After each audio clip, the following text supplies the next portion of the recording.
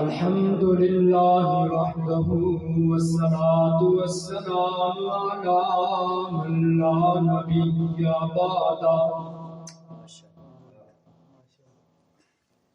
وعلى آله وأصحابه الذين أوفوا عهده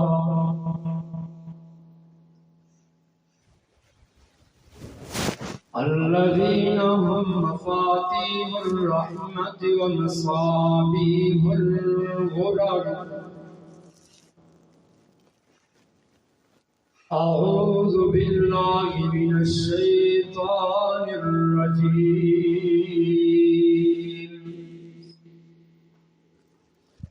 بسم الله الرحمن الرحيم.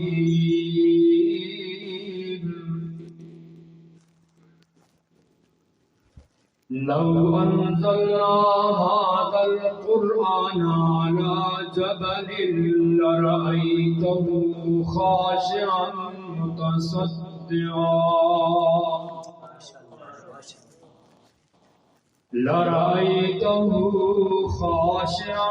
متصدعا من خشية الله.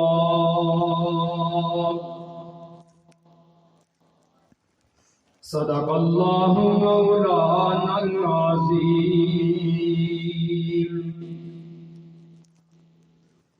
وعن معاوية بن أبي سفيان رضي الله تعالى عنهما قال قال رسول الله صلى الله عليه وسلم: من يرد الله به خيرا يفقهه في الدين. وصدق رسوله النبي الأمي الكريم. ونحن على ذلك لمن الشاهدين والشاكرين. والحمد لله رب العالمين.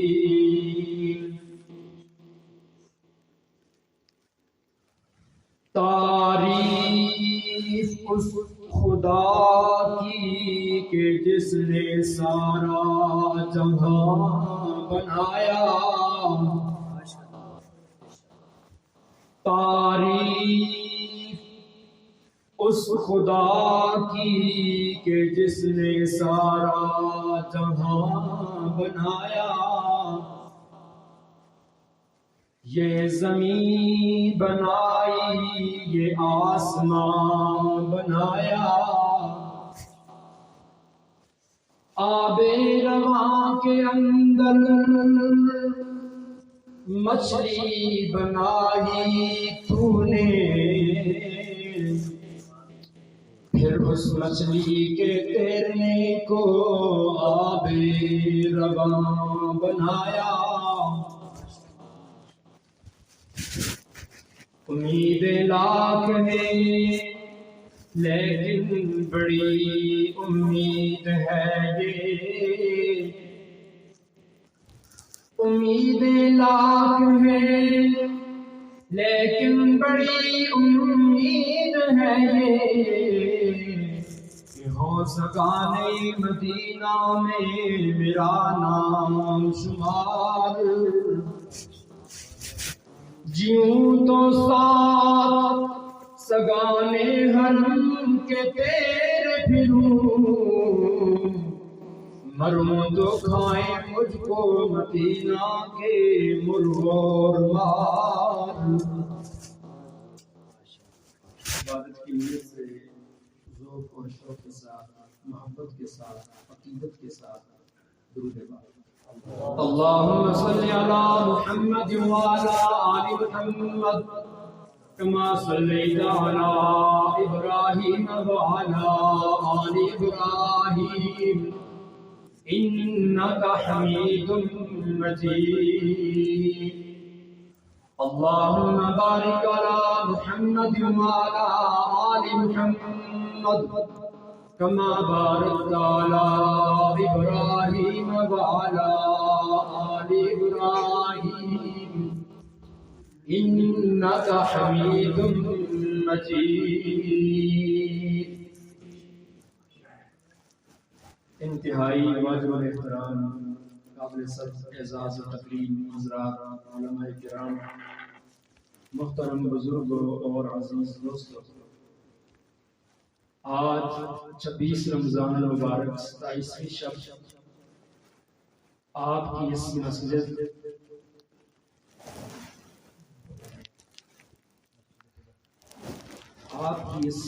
مسجد قباء میں 20 رکعت نماز تراویح کے اندر تکمیل قرآن کریم کی بابرکت، عظمت، رفعت اور شان و شوکت والی محفل میں دعوت اور تبلیغ کی نسبت سے جمع ہیں۔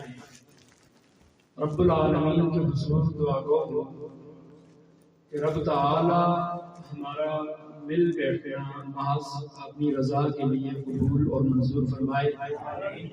مبارکباد پیش کرتا ہوں جناب قاری صاحبان کو کہ جنہوں نے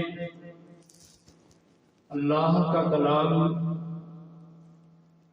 الحمد کی الف سے لے کر والناس کی سین تک 20 رکعت نماز تراویح میں آپ حضرات کو سنایا، اور بالیقین مبارکباد کے مستحق ہیں آپ حضرات کہ جو اپنی دن بھر کی تھکاوٹ کے باوجود اپنی مصروفیات میں سے وقت نکال کر مسجد میں تشریف لاتے رہے اور رب العالمین کا نعرہ کلام سنتے رہے۔ آج کی ہماری یہ حاضری ہماری تدبیر سے کم اور اللہ کی تقدیر سے زیادہ میسر آ رہی ہے۔ میرے برادر مکرم جناب ولید معاویہ صاحب نے مجھ سے رابطہ کیا،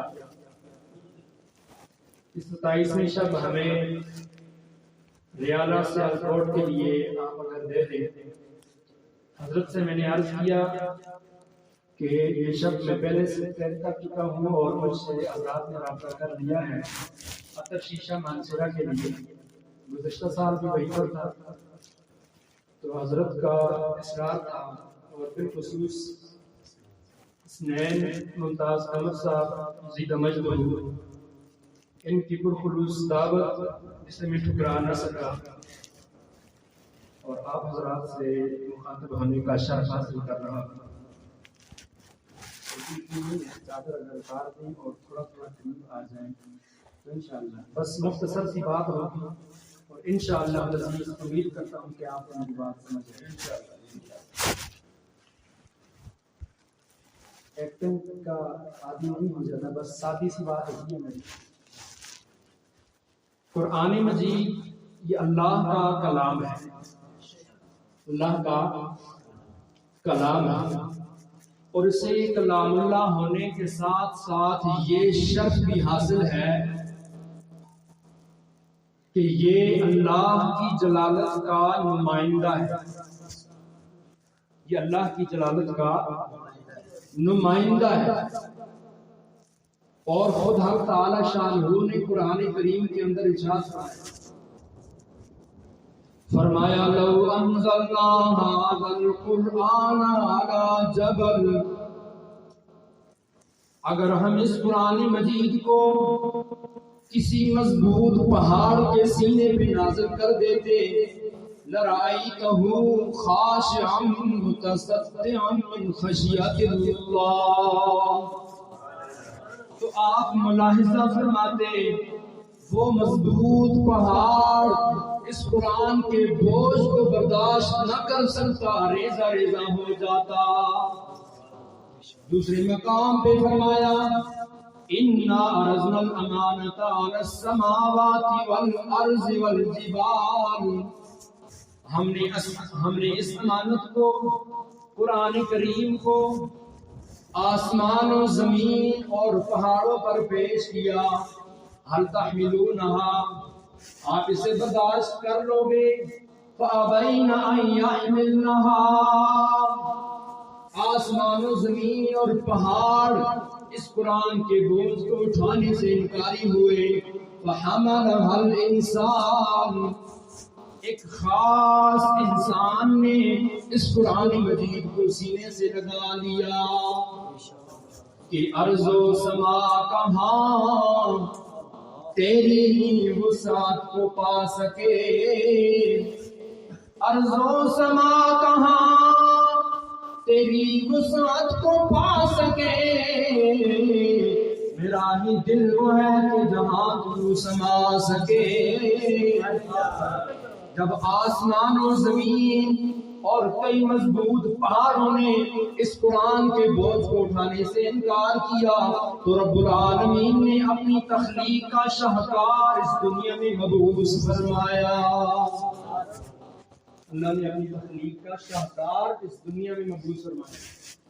فحملها الانسان، الانسان میں جو الف لام ہے یہ اشارہ کر رہا ہے کہ وہ انسان ایک خاص انسان کامل مراد ہے جس نے قرآن کریم کو سینے سے لگایا، اور وہ ہے محمد رسول اللہ صلی اللہ علیہ وسلم۔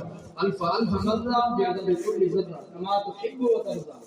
آپ علیہ السلام کا نام نامی اس نگرانی جب آئے تو مومنوں پہ لازم ہے کہ وہ درود و سلام کی ڈاک بھیجے رحمت عالم صلی اللہ علیہ وسلم کی خدمت اقدس، اس لیے کہ درود و سلام یہ ہماری نجات کا معیار ہے، یہ ہماری نجات کا معیار ہے، صرف ذریعہ نہیں۔ ہم سنتے نا درود ہماری نجات کا ذریعہ ہے، ذریعہ نہیں، معیار درود ہے۔ اگر درود نہیں تو نجات مشکل ناممکن ہے۔ تو اللہ نے اپنی تخلیق کا شاہکار دنیا میں مبعوث فرمایا، وہ تخلیق کا شاہکار کہ جسے پیدا کرنے کے بعد رب العالمین نے فطرت کی 4 چیزوں کی قسم اٹھائی۔ یہ رمضان کا مہینہ ہے، عظمت والا، برکت والا ہونا تو یہ چاہیے۔ آپ سوچ رہے ہوں گے کہ رمضان کا مہینہ ہے اور آپ نے آ کر رحمت عالم صلی اللہ علیہ وسلم کا ذکر چھیڑ دیا، تو کیا مناسبت؟ رمضان اور قرآن یہ لازم اور ملزوم ہے۔ شہر رمضان الذی انزل فیہ القرآن، رمضان ہی کا وہ مہینہ ہے کہ جس مہینے میں قرآن کریم نازل ہوا، اور انا انزلناہ فی لیلۃ القدر، ہم نے اس قرآن مجید کو لیلۃ القدر میں نازل کیا۔ اور آپ کو کیا پتا کہ لیلۃ القدر کیا ہے؟ لیلۃ القدر خیر من الف شہر، وہ بھی اسی ماہ رمضان میں ہے۔ تو رمضان اور قرآن یہ لازم اور ملزوم ہوئے، اور قرآن کس کے اترا؟ رحمت عالم صلی اللہ علیہ وسلم پر۔ تو رمضان کا ذکر ہو اور قرآن کے بغیر ہو پھر بھی نامکمل ہے، اور رمضان کا ذکر ہو ساتھ قرآن کا ذکر ہو، رحمت عالم کا ذکر نہ ہو صلی اللہ علیہ وسلم، تو پھر بھی نامکمل ہے۔ تو اس لیے میں چاہتا ہوں کہ رمضان قرآن کے ذکر کے ساتھ ساتھ صاحب قرآن کا ذکر بھی ہونا چاہیے کہ نہیں ہونا چاہیے؟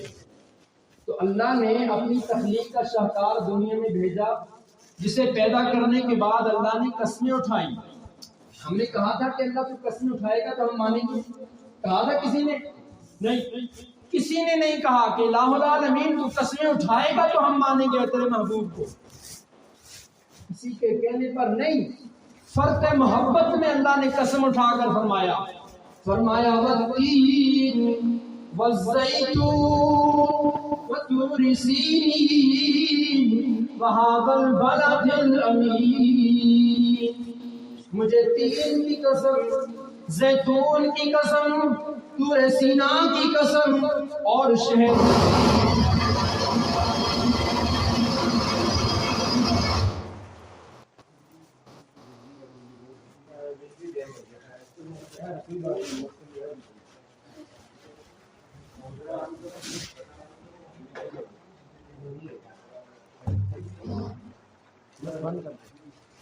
برباد رسی بابو تک میری بات کو چل رہی ہے۔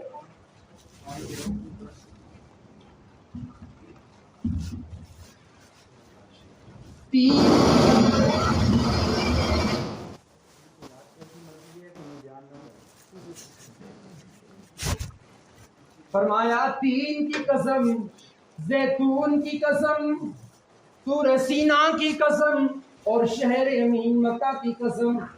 4 قسمیں اٹھا کر رب العالمین نے فرمایا لقد خلقنا الانسان فی احسن تقویم. 4 چیزوں کی قسمیں اٹھانے، اچھا 3 چیزوں کی قسمیں تو سمجھ میں آ رہی ہیں. 3 کی قسم، زیتون کی قسم اور طور سینا کی قسم. الہ العالمین مکہ کی قسمیں کس لیے اٹھائی جا رہی ہیں؟ کیا اس وجہ سے کہ وہاں پہ بیت اللہ ہے، صفا مروہ ہے، آب زمزم ہے؟ کیوں قسمیں اٹھائی جا رہی ہیں؟ رب العالمین نے قرآن کریم میں فرمایا اس لیے قسمیں نہیں اٹھا رہا کہ وہاں پہ مکہ کے اندر بیت اللہ ہے، اس لیے قسمیں نہیں اٹھا رہا کہ مکہ کے اندر صفا اور مروہ کی پہاڑی ہے، اس لیے بھی قسمیں نہیں اٹھا رہا کہ مقام ابراہیم ہے، اس لیے بھی قسمیں نہیں اٹھا رہا کہ مکہ کے اندر کوئی بہت بڑے باغات ہیں، کھیت ہیں، نرسریاں ہیں یا آب زمزم ہے. کسی وجہ سے مکہ کی قسمیں نہیں اٹھا رہا، اس لیے اٹھا رہا ہوں. لا اقسم بہذا البلد وانت حل بہذا البلد. میں مکہ کی قسمیں نہیں اٹھاتا لیکن اٹھا رہا ہوں اس لیے کہ میرے محبوب آپ جو مکہ کی گلیوں میں چلتے پھرتے نظر آتے ہیں، آپ جو مکہ کی گلیوں میں صرف اس لیے اللہ نے مکہ کی قسم اٹھائی. 4 چیزوں کی قسم اٹھا کر فرمایا لقد خلقنا الانسان فی احسن تقویم. ہم نے یہ انسان خوب بنایا. ہم نے یہ انسان، ہم نے ہر زبان بولے اگلا جملہ تب سمجھ آئے گا. ہم نے یہ انسان خوب بنایا. ہم نے یہ انسان، ایک مطلب سارے بولے ایمان دعویٰ ہوگا آپ کا. ہم نے یہ انسان خوب بنایا. رب العالمین نے فرمایا اتنا خوب بنایا، اتنا خوب بنایا کہ اب اس سے خوب تر کی توقع مجھ سے بھی نہ رکھنا کہ میں نے تو وہ قلم ہی توڑ دیا جس سے یہ نقش بنایا تھا. کہ رخ مصطفیٰ ہے وہ آئینہ کہ اب ایسا دوسرا آئینہ. رخ مصطفیٰ ہے وہ آئینہ کہ اب ایسا دوسرا آئینہ. نہ ہماری بزم خیال میں، نہ دکان آئینہ ساز میں. یہ انسان تخلیق فرمایا، جس کو پیدا کرنے کے بعد فرمایا رب العالمین نے فرمایا اس کیٹیگری کا یہی ایک ڈائمنڈ، یہی ایک موتی میرے خزانے میں تھا. اس جیسا دوسرا ڈائمنڈ، اس جیسا دوسرا موتی میرے خزانے میں بھی کوئی نہیں جو میں نے تمہاری جھولی میں ڈال دیا. سبحان اللہ. وہ محبوب رب العالمین کا وہ محبوب دنیا میں تشریف لائے. انہوں نے اس قرآن کریم کو سینے سے لگایا. قرآن کریم کو سینے سے لگا کر رحمت عالم صلی اللہ علیہ وسلم قرآن کی چوٹی پہ آتے ہیں اور آ کر مکہ والوں کو جمع کیا. سارے مکہ والوں کو جمع کرنے کے بعد فرمایا مکہ والوں لقد لبثت فیکم عمرا. میں نے تمہارے اندر زندگی کی اکثر بہاریں گزار دی ہیں، اکثر زندگی کا ایسا تمہارے اندر میں نے گزارا ہے. حل وجدتمونی صادقا ام کاذبا. آج تمہارے ضمیر پہ دستک دیتے ہوئے تم سے کہتا ہوں بے ساختہ تبصرہ کیجئے تم نے مجھے کیسا پایا. حل وجدتمونی صادقا ام کاذبا. سارے مکہ والوں نے ایک ہی آواز میں جواب دیا تھا جربنا کا مرارا. ہم نے کئی بار تجربہ کیا، کئی بار آپ کو آزمایا. ہم نے جب بھی آپ کو آزمایا ما رائینا فیک الا صدقا، جب بھی آپ کو آزمایا آپ کو سچا ہی پایا ہے. جب بھی آزمایا سچا ہی پایا ہے. تو رحمت عالم صلی اللہ علیہ وسلم نے فرمایا جب تسلیم کرتے ہو، جب مانتے ہو کہ مجھ سے سچا تم نے کوئی دیکھا نہیں، تمہارے اندر آیا نہیں، تو پھر تسلیم کر لو. قولوا لا الہ لا الہ الا اللہ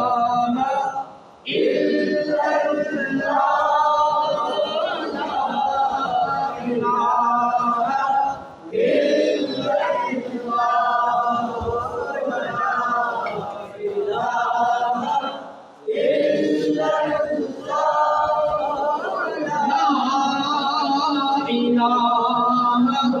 إلا الله لا إله إلا الله لا إله إلا الله کسی نے پوچھا کہ جنت کی کوئی قیمت کسی نے پوچھا کہ جنت کی کوئی قیمت تو مصطفیٰ نے کہا لا الہ الا اللہ لا الہ الا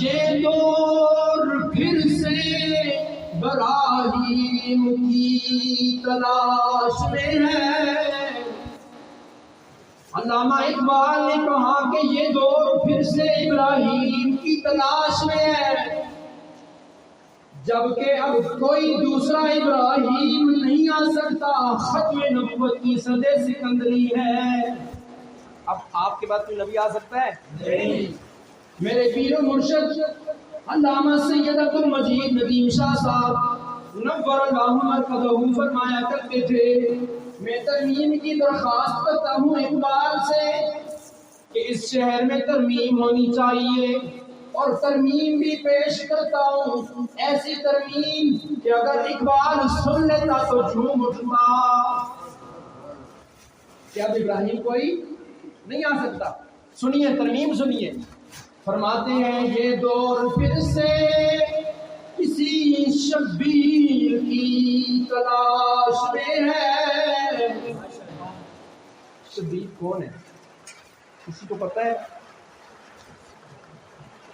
شبیر جناب حضرت سیدنا امام حسین رضی اللہ تعالیٰ عنہ کا لقب ہے شبیر علامہ نے کہا یہ دور ابراہیم کی تلاش میں ہے صنم کدہ ہے جہاں اور شاہ سے فرماتے ہیں یہ دور حسین کی تلاش میں ہے ستم کدہ ہے جہاں یہ دور پھر سے شبیر کی تلاش میں ہے ستم کدہ ہے جہاں لا الہ الا اللہ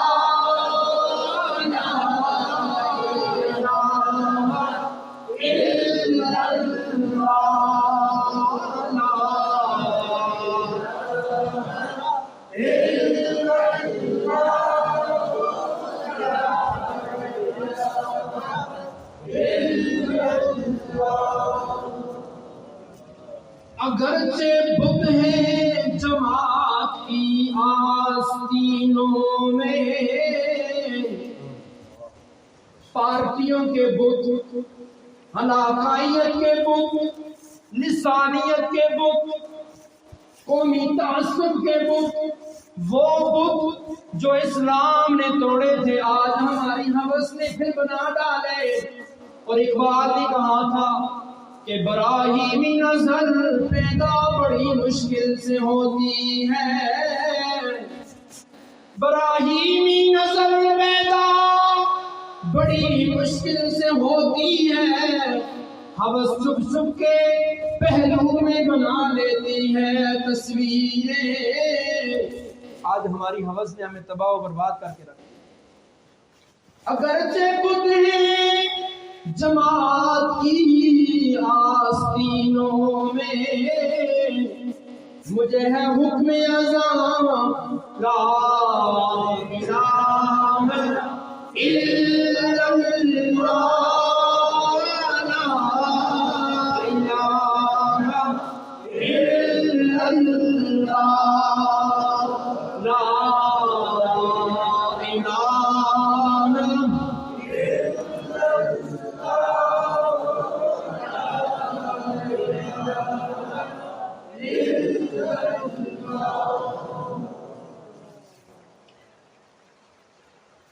یہ مال و دولت دنیا یہ رشتہ پیوند، مال کے لیے اللہ کو ناراض کرتے ہو نا، اولاد کے لیے اللہ کو ناراض کرتے ہو نا۔ اور قرآن کریم نے فرمایا انما اموالکم انما اموالکم و اولادکم عدو لکم، اس سے پہلے پڑھ عدو لکم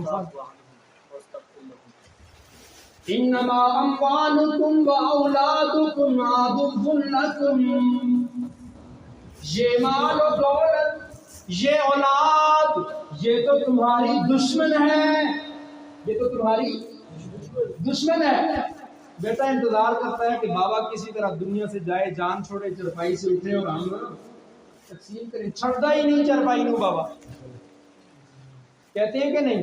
آج یہ ایک ماحول بن چکا ہے، والدین کی عظمت دل سے نکل چکی ہے، جبکہ رب العالمین نے جہاں اپنی توحید کا ذکر کیا، اپنی عبادت کا ذکر کیا، ساتھ ہی فرمایا وَبِالْوَالِدَيْنِ إِحْسَانًا، والدین کے ساتھ حسن سلوک، وَلَا تَقُلْ لَهُمَا أُفٍّ وَلَا تَنْهَرْهُمَا، والدین کے سامنے اف تک نہ کہو، ڈانٹنا تو دور کی بات ہے۔ اور آج کیا ہوتا ہے؟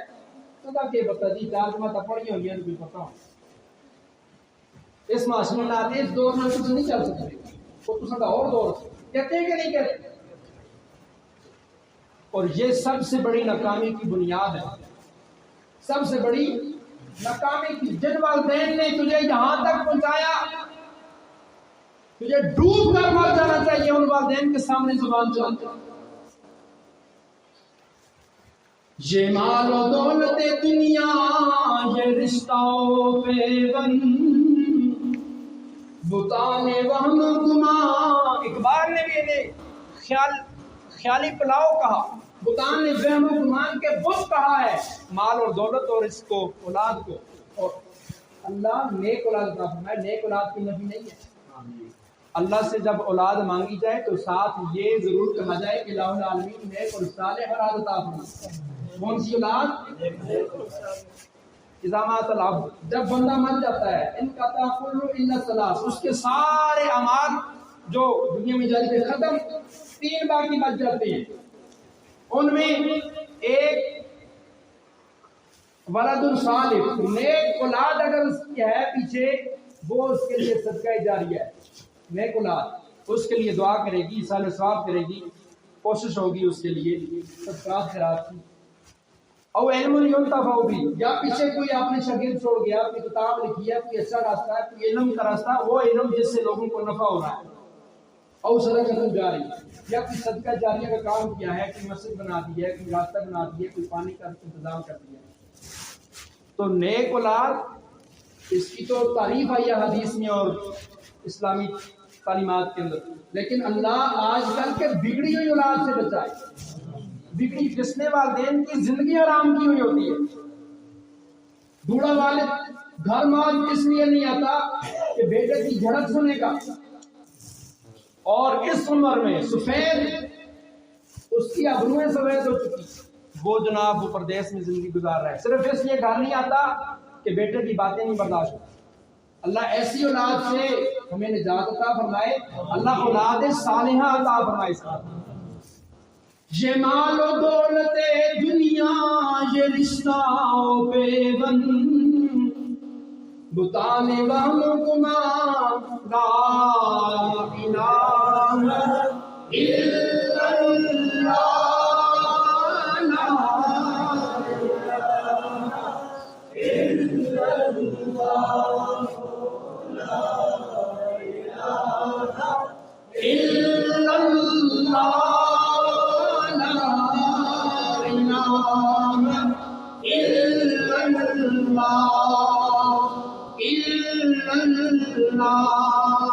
الا اللہ، محمد الرسول اللہ، محمد الرسول اللہ، محمد الرسول اللہ صلی اللہ علیہ وسلم، الف الف مرہ بعدد کل ذرہ کما تحب وترضى۔ حسن یوسف، حسن مصطفی کی بات ہو رہی تھی، لوگ مثال دیتے ہیں حسن یوسف کی علیہ السلام. حضرت یوسف علیہ السلام کو اللہ نے بڑا حسن و جمال عطا کیا. دنیا کا آدھا حسن حضرت تنہا حضرت یوسف کو دے دیا. تسلیم کرتے ہیں کہ نہیں؟ مانتے ہیں کہ نہیں؟ اور مولانا امام احمد رضا خان بریلوی رحمہ اللہ انہوں نے وہ جو ہدایت بخشش کتاب لکھی ہے، اس کتاب کے اندر بہت لمبا وہ قصیدہ ہے، اس میں ایک شعر ہے وہ میرے دل کو بھایا. میں جہاں بھی جاتا ہوں یہ شعر میں ضرور پڑھتا ہوں.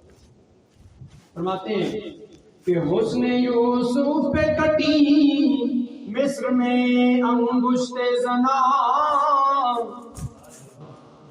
حسن یوسف پہ کٹی مصر میں انگشت زنا، اور سر کٹاتے ہیں تیرے نام پر مردان عرب. حسن یوسفی کو دیکھنے والیاں ایمان نہیں لاتی لیکن انگلیاں کٹوا دیتی ہیں، اور جنہوں نے میرے آقا علیہ السلام کے حسن و جمال کا نظارہ کیا پہلے ایمان لائے پھر گلے کٹوا دیے. انگلیاں کیا ہوتی ہیں؟ پہلے ایمان لائے پھر گلے کٹوا دیے. غزوہ بدر میں، اور اسی رمضان کی 17 تاریخ کو غزوہ بدر پیش آئی.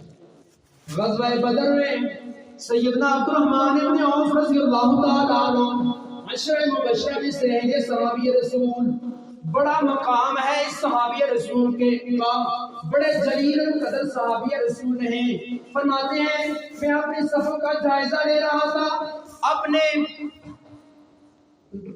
رائٹ اور لیفٹ، یمین اور یسار کا جائزہ لے رہا تھا کہ میرا دائیں اور بائیں مضبوط ہے کہ نہیں، اس لیے کہ یہ کوئی دسترخوان سے حلوے کی پلیٹیں صاف نہیں کرنی، میدان کارزار میں کاروائی کرنی ہے. فرماتے ہیں میں نے جائزہ لیا، دیکھا تو اس طرف بھی چھوٹا سا بچہ کھڑا ہے، بائیں طرف بھی چھوٹا سا بچہ کھڑا ہے. ایک لمحے کے لیے میرے پاؤں کے نیچے سے زمین نکل گئی. میں سوچوں میں چلا گیا ان بچوں کا دفاع کروں گا یا میدان کارزار میں تلوار چلاتے ہوئے کفار کا مقابلہ کروں گا. انہی سوچوں میں گم تھا. بچے کی آواز آئی، چچا جان بتائیے نا ابو جہل کون سا ہے؟ ابو جہل فرماتے ہیں بچے کی یہ آواز سن کر میں اپنی سوچ کے حصار سے باہر نکلا اور میں نے پوچھا خیریت ہے؟ چھوٹے منہ سے بڑی بات، تم کیوں پوچھ رہے ہو ابو جہل کا؟ وہ تو کفر کا پہلوان ہے، سنگ دل سرما ہے، کمانڈر ان چیف ہے کفر کی فوج کا، تمہارا کیا تعلق اس سے؟ دوسرے نے کہا چچا جان بتائیے نا پھر بتائیں گے کہ ہم کیا کرتے ہیں. اچھا بتاؤ کیسے جانتے ہو ابو جہل کو؟ اگلا سوال عبد الرحمن بن عوف نے بچوں سے کیا، کیسے جانتے ہو ابو جہل کو؟ تمہیں کیا لگی اس سے؟ کیسے جانتے ہو؟ کہتے ہیں قسم کھائی ہے مر جائیں گے یا ماریں گے ناری کو، قسم کھائی ہے مر جائیں گے یا ماریں گے ناری کو، کہ سنا ہے گالیاں دیتا ہے وہ محبوب باری کو. آج ہمیں لوگ کہتے ہیں جناب یہ گستاخ رسول کی ایک سزا سرطان سے جدا. اس کا جواب تو دیں. گستاخ رسول کی ایک سزا سرطان سے جدا. عاشقوں والا جواب، شاخ والا جواب آنا چاہیے. اور یہ جواب کبھی بھی بوڑھا ہوا ہی نہیں ہے. آج کیوں بوڑھا ہو رہا ہے؟ گستاخ رسول کی ایک سزا سرطان سے جدا. کہتے ہیں یہ انتہا پسندی ہے، یہ شدت پسندی ہے. نہ یہ انتہا پسندی ہے نہ شدت پسندی ہے. اس کے پیچھے دلائل ہمارے پاس موجود ہیں. سب سے پہلے یہ نظریہ بدر کے سینے پہ انہی دو چھوٹے کم سن بچوں نے ہمیں دیا تھا کہ جس دھرتی پر رسول کی گستاخی کی جائے یا تو عاشق کو زندہ رہنا چاہیے یا پھر گستاخ کو زندہ رہنا چاہیے. عاشق بھی زندہ گستاخ بھی زندہ تو پھر اس عاشق کو ڈوب کر مر جانا چاہیے. اس عاشق کو ہم سلام عقیدت پیش کرتے ہیں غازی ممتاز حسین قادری جنہوں نے گستاخ رسول کو جہنم پسند کیا. ہمیں فخر ہے اپنے شہداء پہ، اپنے غازیوں پہ ہمیں فخر ہے. جتنے بھی غازی جنہوں نے بھی ناموس صحابہ کے غازی ہوں یا ناموس رسالت کے غازی ہوں، ہم سب انہیں سرخ سلام پیش کرتے ہیں کہ نہیں؟ ہمیں ان پہ فخر ہے کہ نہیں ہے؟ کہتے ہیں قسم کھائی ہے مر جائیں گے یا ماریں گے ناری کو. تھکے تو نہیں ہے؟ ذوق ہے؟ سن رہی ہیں؟ کہ سنا ہے جو گالیاں دیتا ہے محبوب باری کو. عبد الرحمن بن عوف رضی اللہ تعالیٰ عنہ فرماتے ہیں شاباش بچوں، بڑا اچھا جذبہ ہے تمہارا، میں داد دیتا ہوں تمہیں اس جذبے کی، لیکن تمہارے بازوں میں ابھی وہ جلالت نہیں آئی، تمہارے بازو ابھی بے پناہ نہیں ہوئے. اس میدان میں اترنا کوئی مذاق تو نہیں ہے، کہیں مارے نہ جاؤ. اگلا جملہ آپ سنیں گے آپ کا ایمان تازہ ہو. بچوں کا جواب جب سنیں گے سیدنا عبد الرحمن بن عوف انہوں نے فرمایا نا کہ یہ میدان کوئی خالہ جی کا واڑا نہیں ہے، یہ بچوں کا کھیل نہیں ہے، کہیں مارے نہ جاؤ. تو بچے کیا کہتے ہیں؟ اس جواب کو حفیظ جلندری نے منظور کر دیا شاہنامہ اسلام کے اندر. بچے کہتے ہیں کہ زیادہ سے زیادہ قتل ہو جائیں گے پھر کیا ہے، زیادہ سے زیادہ قتل ہو جائیں گے پھر کیا ہے، نبی کے دامن رحمت میں سو جائیں گے پھر کیا ہے. اس سے بڑی کوئی سعادت ہے؟ اس سے بڑی کوئی سعادت ہے کہ یہ ہمارا سر کٹ کر رسول اللہ کے قدموں میں پہنچے؟ اس سے بڑی کوئی سعادت ہے کہ یہ سر کٹ کر سوئے پائے محمد لوٹتا جائے صلی اللہ علیہ وسلم، نماز سے صلی اللہ علیہ وسلم. یہ سر کٹ کر سوئے پائے محمد لوٹتا جائے، اسی کو اگر موت کہتے ہیں تو پھر ایسی موت آ جائے. سیدنا عبد الرحمن بن عوف رضی اللہ تعالیٰ عنہ فرماتے ہیں میرے بچوں کا یہ جواب سنا اور اپنے ضمیر سے پوچھا کہ بچے کیا کہہ رہے ہیں، تو میرے ضمیر نے گواہی دی بچے جو کچھ کہہ رہے ہیں سچ کہہ رہے ہیں، اور اتنا کہہ نہیں رہے جتنا کر گزرنے کا ارادہ رکھتے ہیں. فرماتے ہیں میں نے بچوں کا یہ جب جواب سنا، یہ ساری صورتحال دیکھی، تو میں نے سامنے دیکھا آمنے سامنے کفار کا لشکر ہے، صحابہ اکرام کا جو لشکر ہے، جو تعداد ہے وہ 313. بدر میں صحابہ کی تعداد کتنی تھی؟ 313. جب انسان موٹر وے پہ چلتا ہے نا تو جو بھی بورڈ آئے وہ سارے پڑھنے پڑتے ہیں، سائن بورڈ، بیچ میں باتیں آ جائیں تو ساری چلیں گی، کوئی پرابلم تو نہیں ہے. غزوہ بدر میں کتنی تعداد تھی صحابہ اکرام کی؟ 313. اور کفار کا لشکر 1000. کتنا؟ 1000. وہ معزز تھے زمانے میں مسلمان ہو کر، آج ہم ذلیل و خوار ہوئے تارک قرآن. ان کے پاس 313 کے پاس کون سی طاقت تھی جن کے پاس اسلحہ تک نہیں ہے؟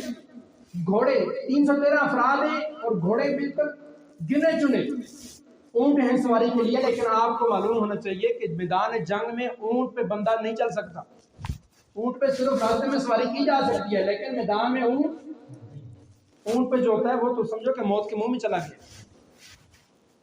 تو صحابہ کی تعداد 313 ہے، تلواریں گنی چنی ہیں، اسلحہ بالکل نہ ہونے کے برابر ہے، اور مقابلے میں جو ہیں ہر طرح کا اسلحہ ان کے پاس، ہر طرح کا. گھوڑے ان کے پاس ہیں، جنگی تربیت یافتہ گھوڑے، جنگجو ان کے پاس ہیں، لیکن شکست ان کا مقدر بنی اور فتح انہیں نصیب ہوئی جن کے سینے میں قرآن تھا اور جن کے پاس رحمت عالم کا فرمان تھا صلی اللہ علیہ وسلم. وہ اسباب پہ تکیہ کیے ہوئے تھے اور ان کی نظریں رحمت عالم اور رحمت عالم کے خدا پہ. ہمیں یہ سبق ہے، اقبال کی آواز میں انداز بھی کہتا ہوں، ہمیں یہ سبق ہے، آج بھی ہمیں وہ مدد اور نصرت مل سکتی ہے اگر بدر جیسا ایمان پیدا ہو، بدری صحابہ جیسا ایمان پیدا ہو تو آج بھی یہ کچھ مل سکتا ہے. اور آج تو ہمارے پاس ایٹم بم ہے، ان کے پاس بھی ایٹمی طاقت تھی نہیں، سب سے بڑی طاقت تھی ان کے پاس، ایٹم سے بھی بڑی طاقت تھی جو ہمارے پاس نہیں.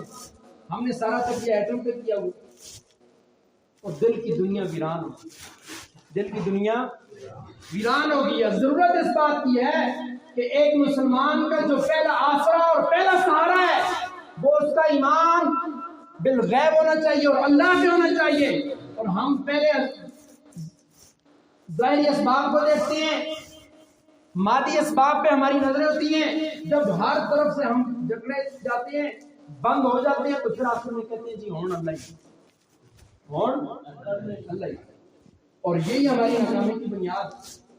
اگر آج بھی وہ صحابہ جیسا ایمان پیدا ہو تو رب کعبہ کی قسم مسلمان کا مقابلہ دنیا کی کوئی طاقت نہیں ہے۔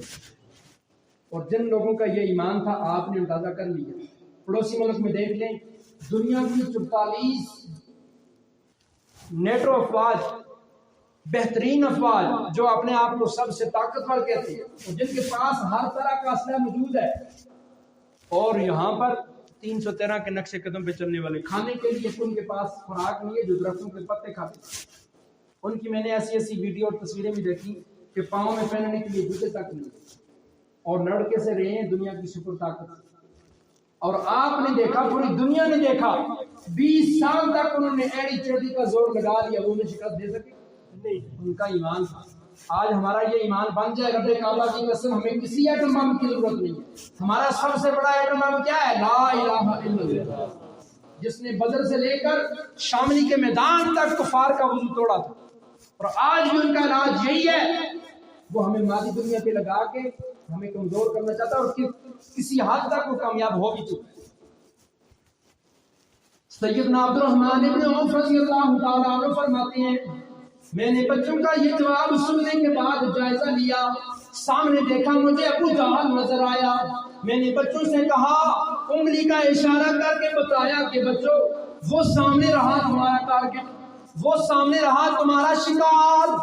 فرماتے ہیں اشارہ کر کے ابھی انگلی نیچے بھی نہیں کر پایا تھا کہ میرے دونوں پہلوؤں سے شہین پرواز کر چکے تھے۔ رب کعبہ کی قسم، میں نے یہ کئی جگہوں پہ یہ جملہ کہا کہ بدر کے سینے پہ معاذ اور معوذ کی جو پرواز جو مزہ کر رہی تھی نا، اس دور میں F-16 بھی پرواز کرتے ہوئے وہ مزہ نہیں تھا جو معاذ اور معوذ کی پرواز۔ جب وہ سنگ دل سرماق کے اوپر جھپٹ کر پڑے تھے نا، کفر کے کمانڈر ان چیف کو قتل کیا تھا، اس وقت ان کی جو پرواز مزہ دے رہی تھی، وہ اس دور کا F-16 جنگی طیارہ بھی مزہ نہیں۔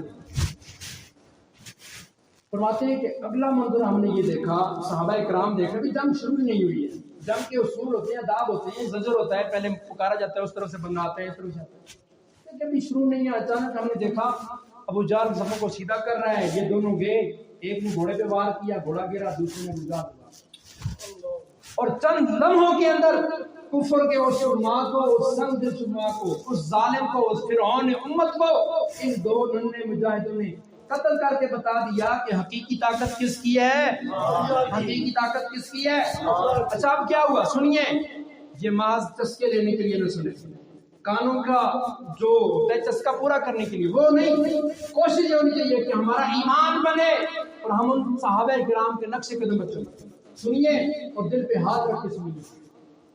ابو جہل کا بیٹا اکرمہ جو بعد میں مسلمان ہوا لیکن بدر میں مسلمان نہیں تھا، اس نے جب دیکھا کہ اس کا باپ قتل ہو چکا تو وہ جپٹ کر آیا۔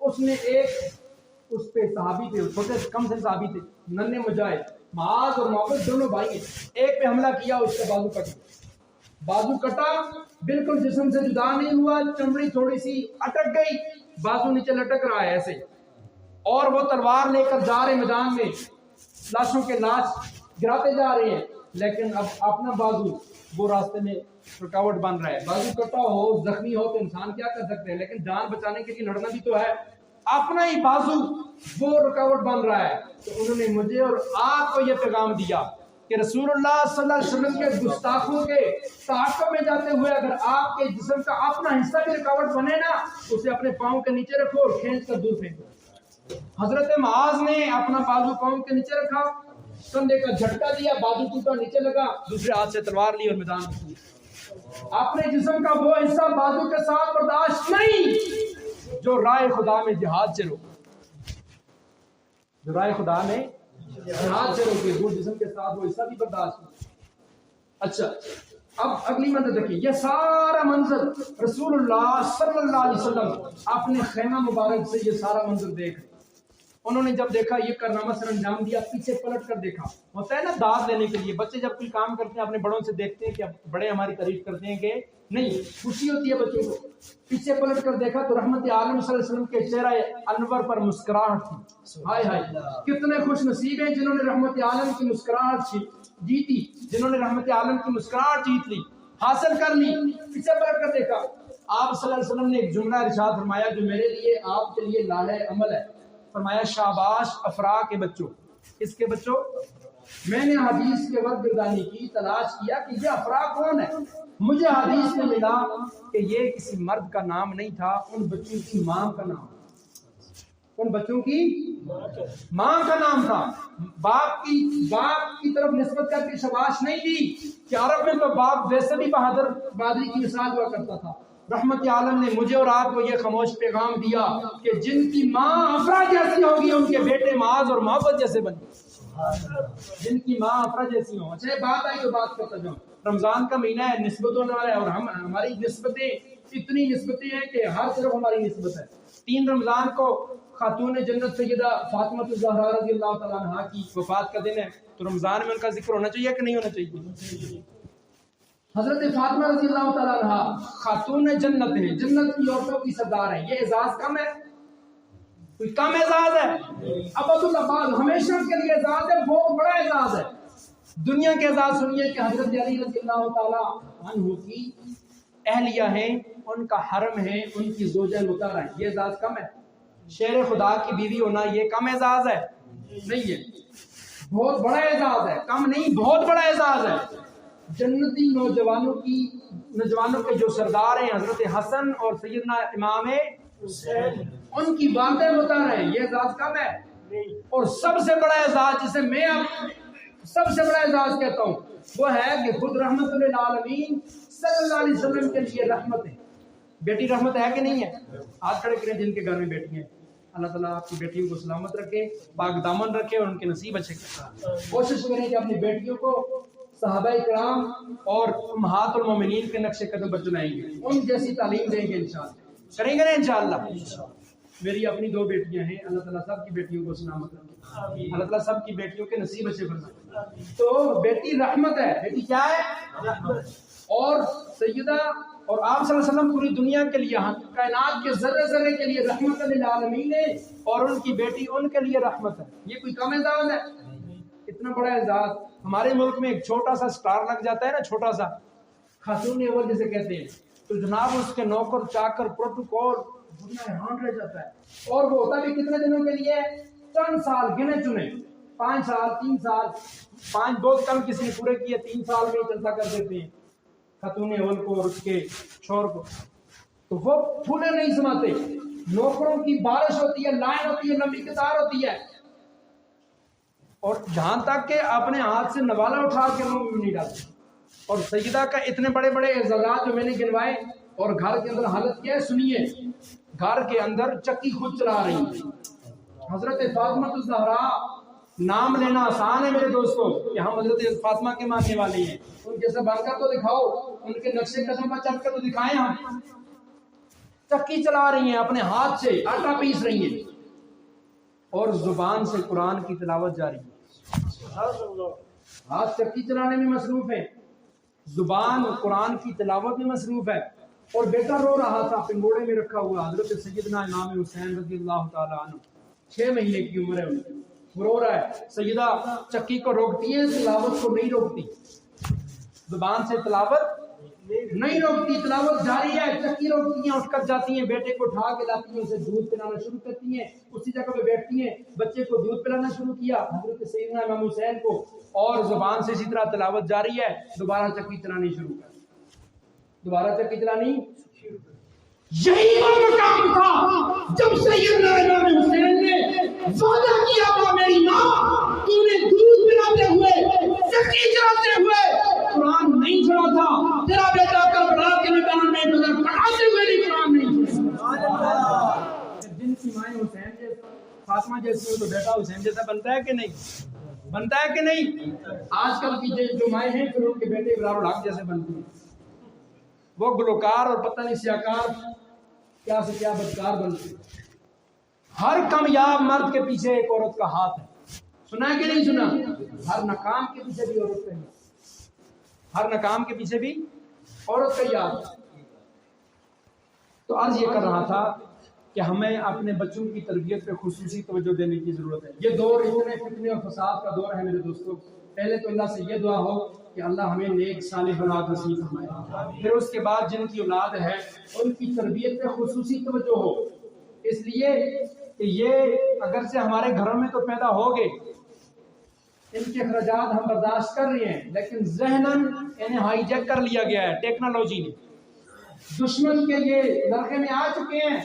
میں تعجب کرتا رہتا ہوں، سوچتا رہتا ہوں کہ ہمارا حال تو پھر قدر حال بہتر ہے کہ ابھی ہمارے بزرگ موجود ہیں، ان نسلوں کا کیا ہوگا جن کے ہم بزرگ بنیں گے یا آنے والی نسلیں بزرگ بنیں گے۔ اس لیے اپنی اولاد کی تربیت پہ خصوصی توجہ۔ رمضان کا مہینہ ہے، رمضان کی 17 تاریخ کو سیدہ عائشہ صدیقہ رضی اللہ تعالی عنہا اس دنیا فانی سے رخصت ہوئی۔ نام سنا ہے نا سیدہ عائشہ کا؟ رسول اللہ صلی اللہ علیہ وسلم کی زوجہ مطہرہ، اور قرآن کے الفاظ میں وَأَزْوَاجُهُ أُمَّهَاتُهُمْ، ہماری روحانی مادر محترمہ مومنوں کی ماں، ان کا یوم وصال ہے۔ اور آپ کو پتہ ہے کہ حضرت سیدہ عائشہ صدیقہ کو کتنا ستایا گیا، ان پہ منافقین نے تہمت لگائی، رسول اللہ صلی اللہ علیہ وسلم کا دل دکھایا گیا۔ اور اس سے پہلے سیدنا یوسف علیہ السلام پہ تہمت لگی، چھوٹے سے بچے نے صفائی دی۔ حضرت مریم پہ تہمت لگی تو انہی کے بیٹے نے صفائی دی، اور بیٹے نے صفائی دے کر بتا دیا کہ حلالی بیٹے ہمیشہ اپنی ماں کی صفائی بیان کیا کرتے ہیں، حلالی بیٹے ہمیشہ اپنی ماں کی صفائی بیان کیا کرتے ہیں۔ بیٹے نے صفائی دی، حضرت موسیٰ پہ تہمت لگی تو بھی فرض سے ہی گواہی کا صفائی کا اہتمام کیا گیا، لیکن عائشہ صدیقہ کی عظمت اور مقام کا اندازہ کوئی نہیں کر سکتا کہ ان پہ جب منافقین نے جھوٹا پروپیگنڈا کر کے رحمت عالم صلی اللہ علیہ وسلم کے مشن کو داغدار کرنا چاہا تو فرش میں سے کسی نے نہیں۔ اگر رحمت عالم صلی اللہ علیہ وسلم بھی خود بھی گواہی دے دیتے تو ہمارے لیے قابل قبول تھی کہ نہیں؟ اس لیے کہ عالم رسول سے بڑی سچی زبان کسی کی ہے دنیا میں؟ نہیں۔ میرا یہ ایمان ہے، میرا یہ وجدان ہے کہ زمین و آسمان کا نظام درم برم ہو سکتا ہے، رحمت عالم کی زبان اثر سے نکلے ہوئے جھوٹے الفاظ کبھی جھوٹے نہیں ہو سکتے، پھر بھی ہمیں یقین تھا۔ لیکن اللہ کو پتا تھا کہ آنے والے دور میں کچھ بدبخت ایسے ہوں گے جو آپ صلی اللہ علیہ وسلم پہ بھی کیچڑ اچھالیں گے، جنہوں نے اس لیے کہ ان کی بیوی پہ تہمت لگانا یہ براہ راست رسول اللہ پہ کیچڑ اچھالنا ہے، جنہوں نے وہاں حیا نہیں کیا وہ اس دور میں حیا کریں گے۔ اس لیے اللہ نے آسمان سے قرآن میں 18 آیات نازل کر کے بتا دی کہ جس نے عائشہ صدیقہ کی عظمت کو دیکھنا ہے وہ محمد رسول اللہ کی عظمت کو دیکھے۔ فرمایا الخبیثات للخبیثین والخبیثون للخبیثات، بدکار عورتیں بدکار مردوں کے لیے، بدکار مرد بدکار عورتوں کے لیے، الطیبہ والطیبات للطیبین، پاک باز پاک دامن خوش دامن اور عصمت والی عورتیں پاک باز پاک دامن مردوں کے لیے، اور پاک دامن مرد پاک دامن عورتوں کے لیے۔ جرا کے انداز میں رب العالمین نے فرما دیا عائشہ پہ تہمت لگانے والوں تمہیں عائشہ کی عظمت کا اندازہ کرنا ہے تو رسول اللہ صلی اللہ علیہ وسلم کی عظمت کو دیکھو، رسول اللہ صلی اللہ علیہ وسلم کی عظمت کو دیکھو۔ حضرت علی رضی اللہ عنہ کا جیسے میرے بھائی ولید صاحب فرما رہے تھے، انہوں نے نظم بھی پیش کی 21 رمضان ان کا یوم شہادت، اور ایک روایت کے اندر آتا ہے 17 رمضان کو یہ حضرت علی رضی اللہ عنہ شہید ہوئے۔ بڑی نسبتیں ہیں، غزوہ بدر بھی 17 رمضان کو ہوا۔ حضور علیہ السلام کی ایک بیٹی سیدہ رقیہ رضی اللہ تعالی عنہا جو حضرت عثمان غنی رضی اللہ عنہ کے نکاح میں تھی، وہ بھی اسی 17 رمضان کو عین بدر والے دن دنیا سے رخصت ہوئی۔ جب آپ صلی اللہ علیہ وسلم بدر میدان جنگ جیت کر واپس مدینہ میں پہنچے تو آپ صلی اللہ علیہ وسلم نے حضرت عثمان کو مبارکباد دیتے ہوئے فرمایا کہ عثمان میں بدر جیت کر آیا ہوں۔ حضرت عثمان نے روتے ہوئے کہا تھا یا رسول اللہ میں رقیہ کو ہار چکا ہوں، بیٹی ان کے نکاح میں تھی۔ آپ صلی اللہ علیہ وسلم نے فرمایا تھا آپ بدر میں نہ آئیں، آپ میری بیٹی کی تیمارداری کریں، یہ بیمار ہے ہمارا الفات میں اس کی خدمت کریں، آپ کے لیے بدر میں شریک ہونے والے ایک غازی کے برابر اجر ہے۔ حدیث کے الفاظ ہیں کہ آپ یہیں پر رہ کر میری بیٹی کی خدمت کریں، اس کی تیمارداری کریں، بیمار پرسی کریں، آپ کے لیے بدر میں شریک ہونے والے غازی کے برابر کیا ہے؟ اجر ہے۔ رحمت عالم کی زبان سے نکلے ہوئے الفاظ جھوٹے ہو سکتے ہیں؟ جب میرے آقا فرما رہے ہیں کہ عثمان کے لیے بدر میں شریک ہونے والے غازی کے برابر اجر ہے، تو آج کا کوئی چوڑا چمار اٹھ کر بکواس کرے تو اس کی بکواس سنی جائے گی؟ ہاں برداشت کی جائے گی؟ یہ براہ راست میرے آقا کے الفاظ پہ دین چلا رہا ہے، یہ عثمان پہ دین نہیں چل رہی۔ عثمان جلدی ہے۔ ایک مرتبہ حضرت عثمان آپ صلی اللہ علیہ وسلم نے چندے کی اپیل کی، آئیے مسجدوں میں چندہ کیا جاتا ہے نا، پھر بعض لوگ اسے پھبتیاں کستے ہیں، جملے کستے ہیں کہ جی اور مولویوں کا کام نہیں ہے چندے کرتے ہیں۔ یہ رحمت عالم صلی اللہ علیہ وسلم کی سنت ہے، کسی نہ کسی طریقے سے آپ صلی اللہ علیہ وسلم کی ہر سنت زندہ ہو رہی ہے۔ آپ صلی اللہ علیہ وسلم نے چندے کی اپیل کی میدان جہاد کے لیے۔ صحابہ کرام میں سے ہر نے جس کا جتنا تھا، ذوق تھا، جتنی حیثیت وسعت تھی سب نے لایا۔ حضرت نے فرمایا کہ جیش عسرت کے لیے بہت تنگی کا عالم ہے، کچھ بھی نہیں ہے مجاہدین کے پاس، بہت زیادہ چندے کی ضرورت ہے۔ حضرت عثمان رضی اللہ عنہ وہاں سے اٹھے اور کھڑے ہو کر عرض کیا یا رسول اللہ 300 غلے سے لدے ہوئے اونٹ پیش کرتا ہوں۔ کتنے؟ 300 پھر 300 غلے سے لدے ہوئے اونٹ۔ آپ نے فرمایا جزاک اللہ کا قبول فرمائے کوئی اور۔ حضرت عثمان وہاں سے چل کر یہاں آئے، پھر عرض کیا یا رسول اللہ 300 مزید غلے سے لدے ہوئے اونٹ قبول فرمائیے۔ کتنے ہو گئے؟ 600۔ آپ نے فرمایا اللہ قبول فرمائے جزاک اللہ کوئی اور۔ حضرت عثمان وہاں سے چل کر وہاں پہنچے، وہاں سے عرض کیا یا رسول اللہ 300 غلے سے لدے ہوئے مزید اونٹ قبول فرمائیے۔ کتنے؟ کتنے ہو گئے ٹوٹل؟ 900۔ اور ساتھ میں کہ 70 طبیعت جنگی طبیعت یافتہ مزید گھوڑے آدر کرتا ہوں، یہ بھی قبول فرمائیے۔ پھر گھر تشریف لے کر گئے، چادر تھی پاس، جو کملی تھی، جو بھی کپڑا تھا اس سے نیچے بچھایا، گھر میں جو دراہم دینار اور چاندی کے سکے تھے انہیں اکٹھا کیا، اس چادر میں ڈالا، ان کے چاروں کو انہیں پکڑے جیسے ہم گٹھڑی بناتے ہیں، وہ گٹھڑی بنائی، وہ لا کر رحمت عالم کے قدموں میں رکھی، عرض کیا یا رسول اللہ یہ بھی قبول فرمائیے۔ ہمارے راولپنڈی کے عالم دین نے انہوں نے اس دور کو کیلکولیٹ کر کے بتایا کہ 3.25 ارب روپیہ 3.25 ارب روپیہ بنتا ہے جو حضرت عثمان نے ایک مجلس میں رسول اللہ کے قدموں میں نشاور کر کے دکھائے نا۔ 3.25 ارب روپیہ کہنا آسان ہے میرے دوستو، ایک محفل میں، ایک مجلس میں، ایک اعلان پہ رسول اللہ کے قدموں پہ نشاور کر کے بتا دیا۔ اور آج کا کوئی اٹھ کر اسے کہے جناب وہ جنتی نہیں ہے، اس مقام پر رسول اللہ صلی اللہ علیہ وسلم نے حضرت عثمان کا وہ دیا ہوا عطیہ، وہ چندہ، وہ جو درم اور دینانیر تھے ان کو اٹھایا، ایک ہاتھ سے ایسے کرتا، دوسرے سے ایسے ان میں ہاتھ مارا، خوشی کا اظہار کیا، اور ایک جملہ ارشاد فرمایا حدیث کے برقوں میں موجود ہے، فرمایا ما ضر عثمان ما عمل بعد هذا اليوم، حضرت عثمان کو آج کے بعد دنیا کا کوئی عمل نقصان نہیں پہنچا سکتا۔ یہ یقینی جنتی ہے، رسول اللہ کے الفاظ ہیں، یہ یقینی جنتی ہے۔ وہ گھر وہاں سے عرض کے یا رسول اللہ میں رقیہ کو ہاتھ بیٹھا ہوں، حضرت رقیہ کی جو میں وفات، حضرت عائشہ کی وفات 17 رمضان۔ بس آخری بات حضرت عائشہ کو خراج تحسین 2 شعروں میں اور اس کا ایک تاثر پیش کر کے اجازت کروں گا۔ آپ کی سردوشی مجھے کھٹک رہی ہے، زیادہ تو نہیں ہو گیا، بس تھک تو نہیں گئے، ایمان تازہ ہو رہا ہے۔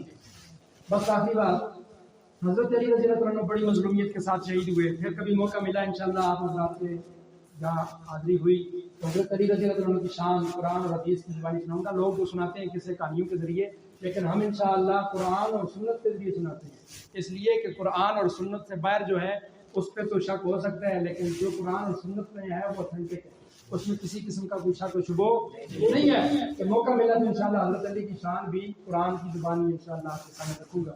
حضرت عائشہ کو خراج تحسین، اور یہ میری عادت ہے خاص کر رمضان کے جس پروگرام میں بھی گیا ہوں تو حضرت عائشہ صدیقہ رضی اللہ عنہ کو میں اس ارادے اور اس نیت سے خراج تحسین پیش کرتا ہوں کہ الہ العالمین کا محشر کے میدان میں مجھے یہ توفیق عطا فرمائی، میں حضرت عائشہ کے سامنے میدان محشر میں کھڑے ہو کر بھی یہ اشعار پڑھوں، حضرت عائشہ کی مدح میں یہ اشعار پڑھوں، اور مجھے اس کے سوا کچھ نہیں چاہیے کہ تیری پاکیزگی پر نطق فطرت نے شہادت دی، تجھے عظمت عطا کی عافیت بخشی فضیلت دی، خدا لم یزل کا بارہا تجھ پر سلام آیا، مبارک ہے وہ لب ادب سے جن پر تیرا نام آیا،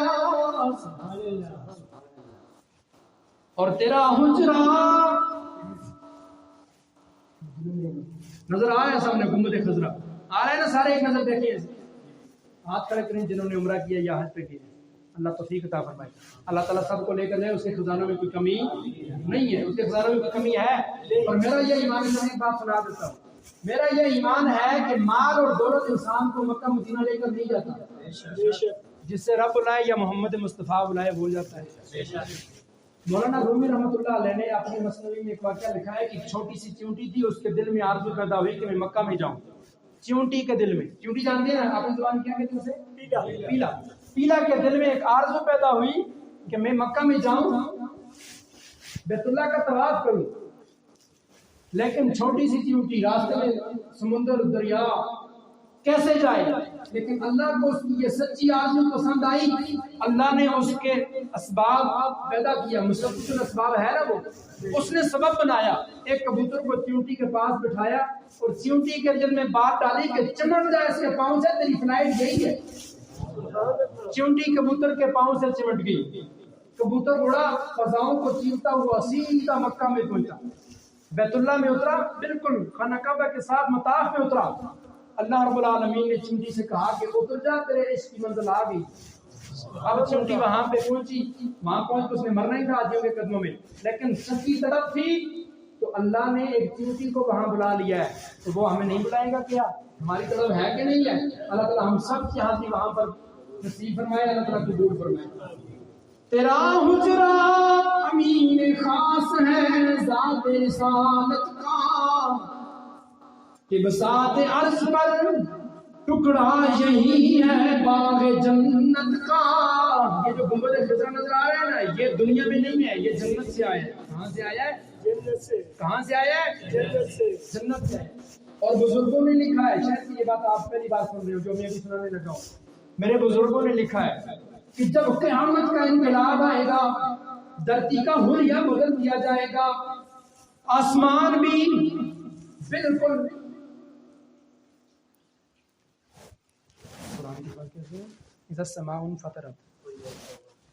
آسمان کا حلیہ بدل دیا جائے گا، ہر چیز کا حلیہ بدل دیا جائے گا، سورج کی لمانیت بھی ختم، سورج کی تابانی بھی ختم، چاند کی لمانیت بھی ختم، ستاروں کی گلیکسی یہ کہکشاں بھی ختم، پھولوں کی مہک بھی ختم، انادل کی چہک بھی ختم، سبزے کی لہک بھی ختم، ہر چیز پہ بلڈوزر پھیر دیا جائے گا، ملیا میٹ کر دیا جائے گا، لیکن قیامت کا انقلاب محمد کے روزے پہ کوئی اثر نہیں کر سکے گا۔